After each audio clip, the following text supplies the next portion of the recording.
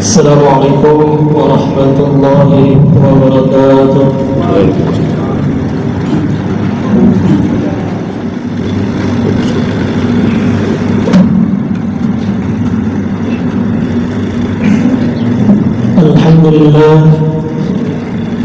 Alhamdulillah alladzi arsala rasulahu bil huda wa dinil haqq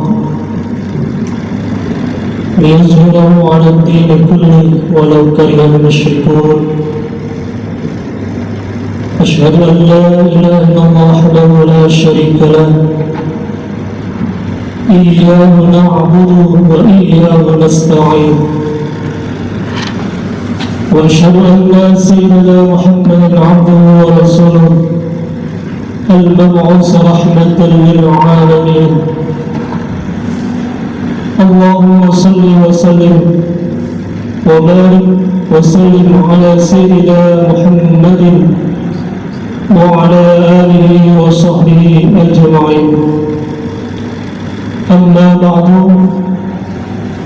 فيا عباد الله، أوصيكم ونفسي بتقوى الله فقد فاز المتقون. قال الله تعالى في القرآن الكريم وهو أصدق القائلين: أعوذ بالله من الشيطان الرجيم، بسم الله الرحمن الرحيم. يا أيها الذين آمنوا اتقوا الله حق تقاته ولا تموتن إلا وأنتم مسلمون. صدق الله العظيم. Jemaah salat Jumat rahimakumullah, pada kesempatan mimbar di hari Jumat yang mulia ini, khatib berwasiat kepada diri pribadi dan kepada jemaah sekalian, marilah senantiasa kita meningkatkan keimanan dan ketakwaan kita kepada Allah. Imtisalul awamirillah wajtinabun nawahi, yaitu mengerjakan segala apa yang diperintah oleh Allah Subhanahu wa Ta'ala dan menjauhkan segala larangannya. Puji dan syukur marilah kita panjatkan hadirat Allah Subhanahu wa Ta'ala yang senantiasa dan tidak bosan-bosan yang memberikan kepada kita berbagai macam kenikmatan. Di antaranya nikmat iman, Islam, nikmat panjang umur, sehat walafiat. Sehingga pada kesempatan siang hari ini kita dapat hadir di tempat ini dalam rangka melaksanakan kewajiban kita sebagai seorang muslim, yaitu sholat Jumat berjamaah, dengan harapan mudah-mudahan kiranya serangkaian sholat Jumat yang akan kita laksanakan akan diterima dan mendapat keridhaan Allah Subhanahu wa Ta'ala.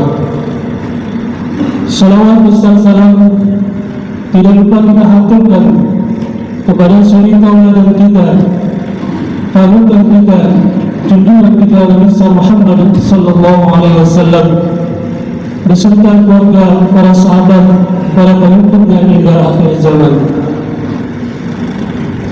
Jemaah salat Jumat rahimakumullah, kehidupan manusia di alam dunia ini hanyalah sementara. Setelah meninggal dunia, apa yang telah diperbuat dalam dunia ini nantinya akan dipertanyakan oleh Allah Subhanahu wa Ta'ala. Begitupun dengan hal yang Allah telah berikan kepada hamba-Nya, tidak akan menjadi persoalan yang kelak di yaumil qiyamah akan dipertanyakan dan perlu pertanyaan kita. Allah Subhanahu wa Ta'ala berfirman di dalam surat Al-Mudaththir ayat 38, kullu nafsin bima kasabat rahinah. Setiap orang akan bertanggung jawab atas apa yang telah dilakukannya. Di dalam hadis kita Nabi Muhammad SAW ada 4 hal yang nantinya akan dipertanyakan di hari kiamat. Hal itu akan mudah dijawabnya ketika hal-hal yang diberikan Allah Subhanahu wa Ta'ala diterapkan atau dijalankan sesuai dengan perintah Allah Subhanahu wa Ta'ala. Dan juga keempat hal tersebut akan menjadi keberuntungan bagi kita sekalian jika kita mampu menjawabnya dan kita bisa mempergunakan empat hal tersebut untuk beribadah dan taat kepada Allah Subhanahu wa Ta'ala. Akan tetapi kita akan merugi bila hal-hal yang Allah berikan kepada kita sia-siakan dan kita tidak taat kepada Allah Subhanahu wa Ta'ala. Hadis Nabi Muhammad SAW yaitu la tazula qadam 'abdin yawmal qiyamati hatta yas'ala 'an arba'in an 'umrihi fima afna wa an jasadihi fima abla wa an ilmihi fima 'amila fihi wa an malihi min ayna iktasabahu wa fima anfaqahu. Rawahu Ibnu Hibban wa Tirmidzi. Yang artinya tidak akan beranjak kaki kedua hamba pada hari hisab di yaumul qiyamah atau hari kiamat nanti hingga ditanya dengan 4 hal. Yang pertama adalah an umrihi fima afna, untuk apa umur yang diberikan atau dihabiskan di mana Allah untuk Allah yang berikan umur tersebut.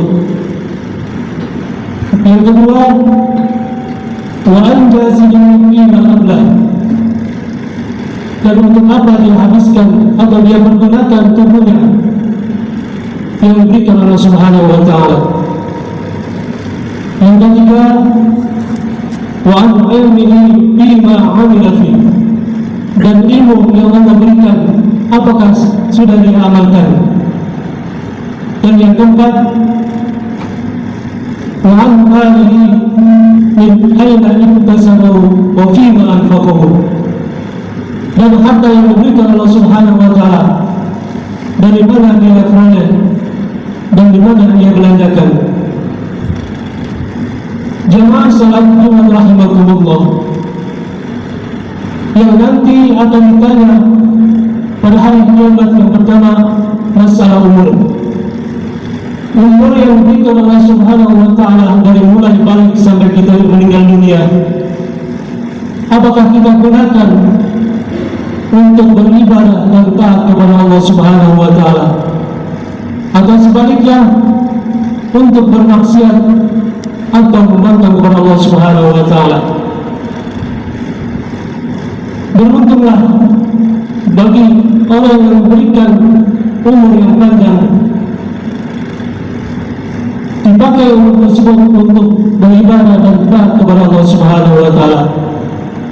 Tapi sebaliknya, ketika Allah Subhanahu wa Ta'ala memberikan kita umur yang panjang, tapi kita tidak beribadah atau membangkang kepada Allah Subhanahu wa Ta'ala, kelak di yaumul qiyamah kita akan merugi. Yang kedua, yaitu tubuh yang diberikan oleh Allah Subhanahu wa Ta'ala. Kita manusia diciptakan Allah Subhanahu wa Ta'ala dalam bentuk yang sempurna. Laqad khalaqnal insana fi ahsani taqwim. Diberikan akal dan pikiran. Kemana tubuh yang diberikan Allah Subhanahu wa Ta'ala kita pergunakan? Apakah untuk mengumpulkan amal saleh, amal-amal yang baik, ataukah sebaliknya kita bergunakan untuk ke tempat-tempat amal sayyi'ah atau tempat-tempat keburukan? Oleh karena itu, kita bergunakan tubuh kita yang diberikan Allah Subhanahu wa Ta'ala yang dalam bentuk yang bagus, dalam bentuk yang sehat, untuk taqarrub ila Allah, yaitu mendekatkan diri kepada Allah Subhanahu wa Ta'ala. Jamaah salat Jumat rahimakumullah. Yang ketiga yang akan ditanyakan oleh Allah Subhanahu wa taala yaitu mengenai ilmu kita. Tentunya yang dimaksud dengan ilmu kita yaitu ilmu agama yang merupakan perdoaan bagi kita untuk mencarinya atau menuntutnya. Setelah kita memiliki ilmu agama, apakah kita sudah mengamalkannya? Wailun liman la ya'lam wa wailun liman 'alima summa la ya'mal. Sungguh celaka orang yang tidak mau belajar ilmu agama yang notabene adalah fardu ain, dan sungguh celaka pula orang yang telah memiliki ilmu agama kemudian dia tidak mengamalkannya. Yang keempat, yang akan ditanya di akhir zaman nanti Allah Subhanahu wa taala mengenai harta kita. Dalam hal pertanyaan harta ini, Allah Subhanahu wa taala akan memberikan pertanyaan sebanyak 2 kali. Yang pertama, dari mana harta yang kita peroleh? Yang kedua, dari mana kemana harta yang kita peroleh itu kita belanjakan? Tentunya kita berharap rezeki yang kita peroleh adalah dari jalan yang halal, dan juga kita bisa membelanjakan ke tempat-tempat yang halal juga. Dalam harta ini ada 3 golongan. Yang 2 akan celaka dan yang 1 akan selamat. 2 golongan tersebut adalah orang yang mendapatkan hartanya dari jalan yang haram, kemudian dia membelanjakan juga dari ke tempat-tempat yang haram. Lalu orang yang mendapatkan hartanya dari jalan yang haram, tapi dia membelanjakan hartanya tersebut ke jalan yang haram. Kemudian 1 golongan yang selamat adalah orang yang mendapatkan hartanya dari jalan yang halal, kemudian dia membelanjakan ke tempat-tempat yang halal pula. Ya Allah salih dan rajul salih.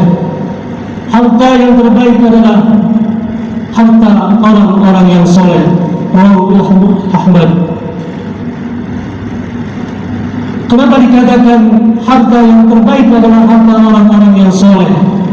Karena orang yang soleh mendapatkan harta tersebut dari jalan yang halal dan juga membelanjakan ke tempat-tempat perkara yang halal.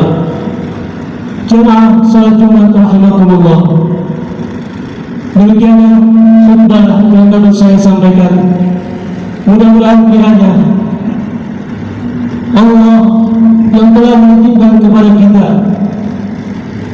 umur, jasad, ilmu dan harta yang saat ini kita miliki akan menjadikan itu semua menjadikan amal soleh dan amal kebaikan yang senantiasa kita mendapatkan atau mendekatkan diri kepada Allah Subhanahu wa taala, sehingga kelak di yaumul qiyamah kita akan mudah menjawab pertanyaan Allah tersebut dengan kita mempergunakan hal-hal yang Allah Subhanahu wa taala telah berikan kepada kita. Barakallahu li wa lakum fil Qur'anil azim wa nafa'ani wa iyyakum bima fihi min al-ayati wa dzikril hakim wa taqabbala minni wa minkum tilawatahu innahu ghafurun samiul alim. Aqulu qawli hadha wa astaghfirullah li wa lakum wa lisa'iril muslimin wal muslimat wal mu'minin wal mu'minat fastaghfiruhu innahu huwal ghafurur rahim.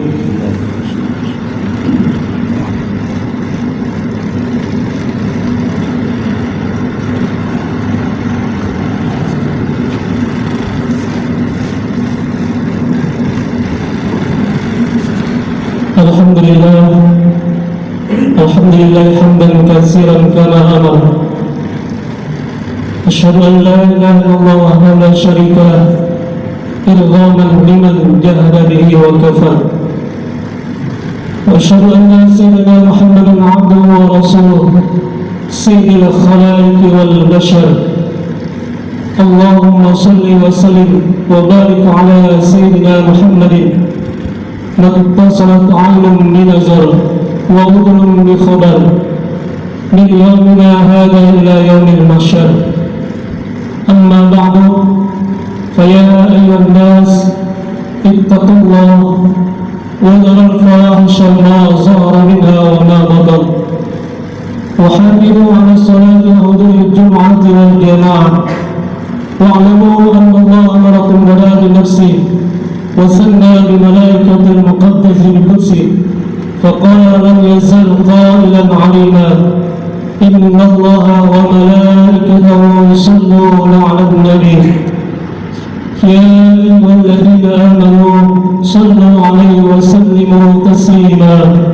اللهم صل على سيدنا محمد وعلى آل سيدنا محمد كما صليت على سيدنا إبراهيم وعلى آل سيدنا إبراهيم، وبارك على سيدنا محمد وعلى آل سيدنا محمد كما باركت على سيدنا إبراهيم وعلى آل سيدنا إبراهيم في العالمين إنك حميد مجيد. وارض اللهم على أفضل الخلفاء الراشدين سيدنا أبي بكر وعمر وعثمان وعلي، وعن بقية الصحابة وقرابة رسول الله أجمعين، والتابعين بإحسان إلى يوم الدين، وعلينا معهم وفيهم برحمتك يا أرحم الراحمين. اللهم اغفر للمسلمين والمسلمات والمؤمنين والمؤمنات الأحياء منهم والأموات، إنك سميع قريب مجيب الدعوات ويا قاضي الحاجات. اللهم أعز الإسلام والمسلمين واهلك الكفرة المشركين ودمر أعداءك الدين وآل كلمة إلى يوم الدين. اللهم انصرنا إخوان المسلمين في فلسطين وفي غزة وفي كل مكان والزمان إنك على كل شيء قدير. اللهم أصلح لنا ديننا الذي عصمة أمرنا، وأصلح لنا دنيانا التي بها معاشنا، وأصلح لنا آخرتنا التي بها معادنا، واجعل الحياة زيادة لنا في كل خير، واجعل الموت راحة لنا من كل شر. اللهم اجعل خير عمرنا آخرة، وخير أيامنا يوم ألقاك فيه، وخير أعمالنا خواتمة. اللهم مغفرتك أوسع من ذنوبنا، ورحمتك ارجع عنا من أعمالنا. ربنا هب لنا من أزواجنا وذريتنا قرة أعين واجعلنا للمتقين إماما. ربنا تقبل منا إنك أنت السميع العليم، وتب علينا إنك أنت التواب الرحيم.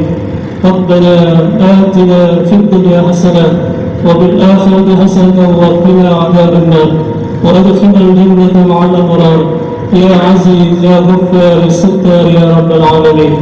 وصلى الله على سيدنا محمد وعلى آله وصحبه وسلم. ببدء سبحان ربك رب العزة عما يصفون، والسلام على المرسلين والحمد لله رب العالمين.